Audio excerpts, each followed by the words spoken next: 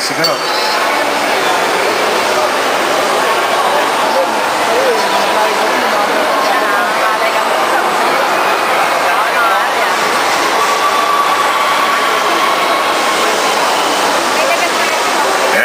Once again, ladies and gentlemen, ito na, totoo na ito.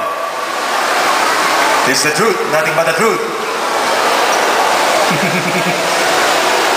From the blue corner,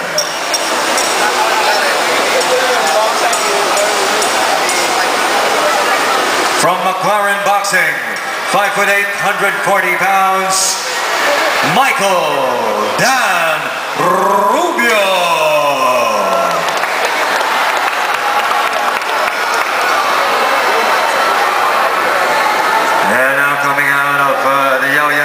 Gym,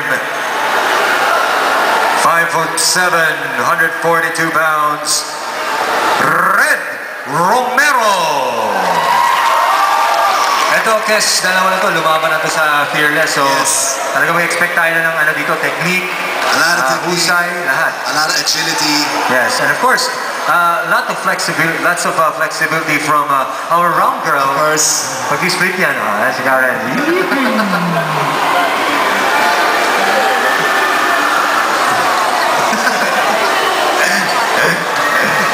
Ay, nako.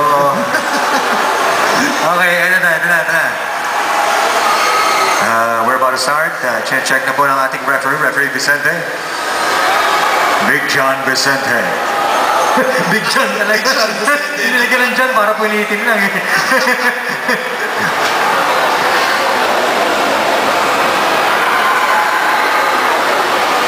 Ayan, we have Team Yaoyan Kampilan against the McLaren Gym fighter. Alright. Yeah, this promises to be a good fight kasi sa demo nga pa lang ng McLaren kanina eh. Oh. And of course, performance and demo ng Yaoyan Kampilan kanina. Of course. Without the knife this time, ha? Without the knife this time. Lugi naman yung kalaban. Isipin mo gano'n, no? Instant puti or maybe pwedeng pumalit sa liposuction yun, no?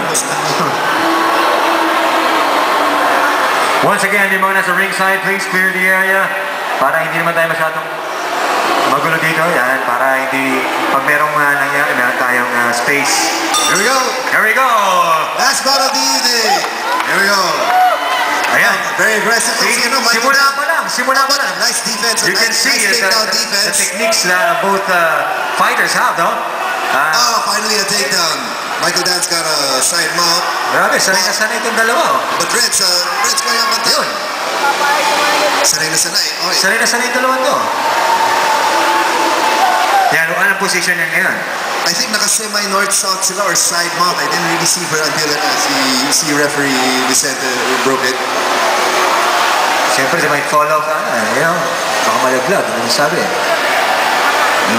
Lahat na yung dalawang kalaban. Here we go. Michael Dan on sa side mount trying to keep his position. Red trying to find a better position. As you can see, no? Meron naman din, men.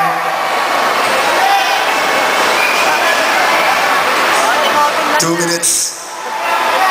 In the earlier bouts, hindi mo nakita yung ganong klase.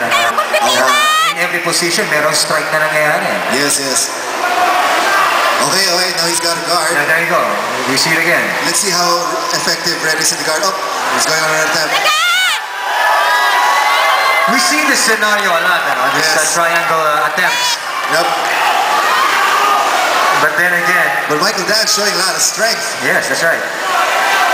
Strikes to the body.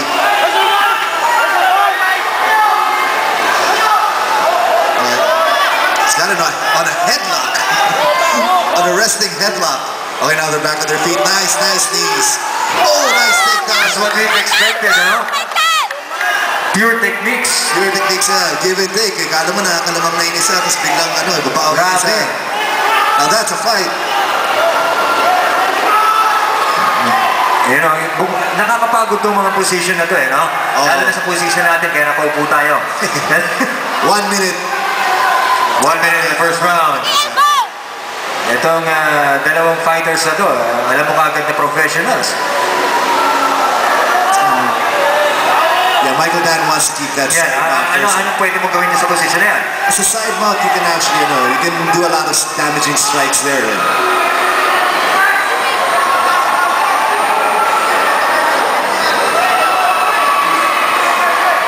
Yo, there you go. Yan ang sasabi mo kanina, Kimura, no? 20 seconds. 20 seconds left. 20 seconds. And Michael Dan's got his back. 10 seconds. 10 seconds. Flip over. Let's see if he can tap him out in just 10 few seconds left. How do you call this? Dito ko din ba? How do you call this? Ito nga, ano yan, mga official na natin yan. Kasi,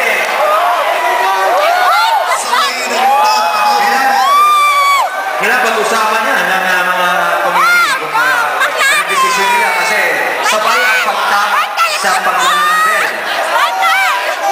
Yeah, so what's the decision? Yung instant replay natin, baka tingin na naman doon. Joke lang naman.